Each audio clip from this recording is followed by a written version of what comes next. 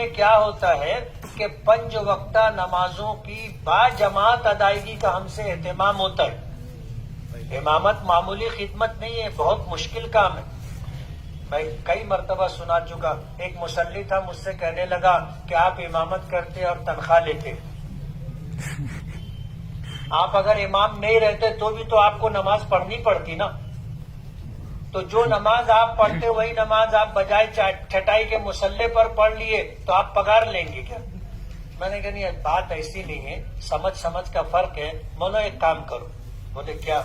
میں نے کہا تم مہینے بھر 5 وقت کی نماز ہمارے مؤذن صاحب کے بازو میں پہلی صف میں پڑھو، جو پگار ملے گی وہ تم لے لینا، جو تنخواہ ملے گی وہ تم لے لینا.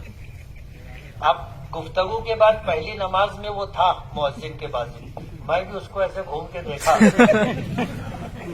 دوسری نماز میں 2-4 لوگوں کے بعد تھا، میں اس کو دیکھا رہا تو وہ سر اٹھا ہی نہیں رہا تھا نیچے سے.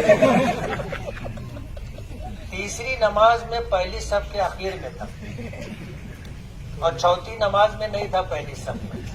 اب ہمارے یہاں سہولت یہ ہے کہ نماز پڑھائے، سلام پھیرے، دعا کیے، نکل کے میں مدرسے میں چلے جاتے ہیں. اور وہاں سے دروازہ ہے، میں بھی صحن میں آ کر کے کھڑا ہو گیا اس کا استقبال کرنے. وہ آیا، بولے بہت مشکل کام ہے مفتی صاحب، میں گولڈن نگر میں رہوں. تو ایسا ہی موقع معلوم پڑا، میں بھاگت آؤ، پہلی سب بھر گئی. بولا اب تو رکھا بولنا، بولے کم پگار دے.